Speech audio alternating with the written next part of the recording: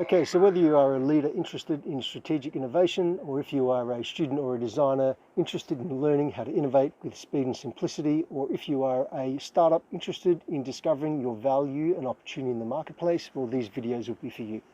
So my name is Bernard Schuckman. I'm coming to you from the east coast of Australia, between Queensland and New South Wales, in an area called Tweed Heads.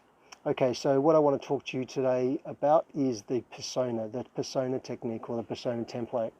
So a persona helps to personify a particular customer segment and bring them into the room and help us provide perspective on what it is we're doing.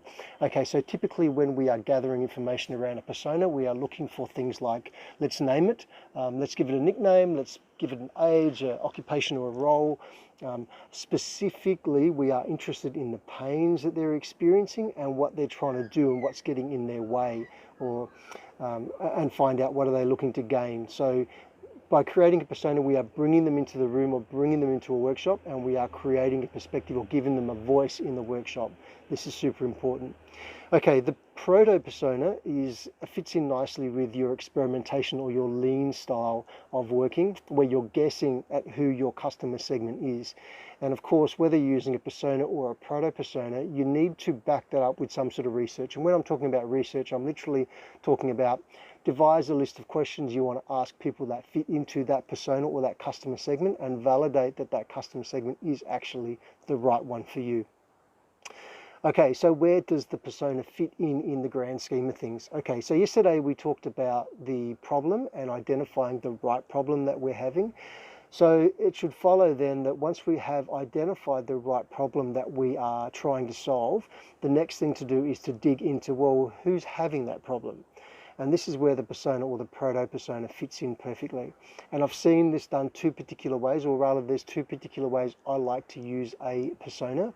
One's a very lightweight way, where you are literally just identifying a cartoon sketch of what they look like, and as I said before, the name, the nickname, the age, the occupation, etc., etc.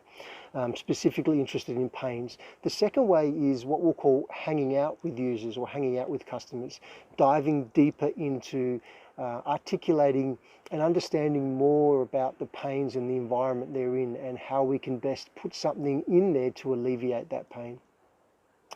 Okay, so I have seen at times up to 20 personas created in an organization, and that's far too many. And in that case, what we've gone in and done is we've stacked personas according to pains and come up with 3, 4, 5, or 6 core personas that really identify the customer segments.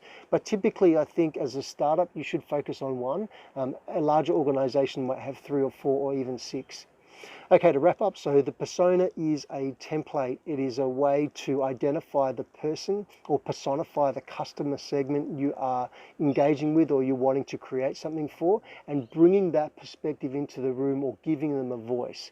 And where it fits in, of course, is after you've identified the problem that you're solving, then it's the persona you've got to look at next, because once I've identified the problem, well, I want to know who's having that problem. I want to know more about that person or that customer segment. And then, of course, it follows into what we're going to talk about tomorrow, which is the customer journey. All right, that's all I have for you today. I will see you again tomorrow.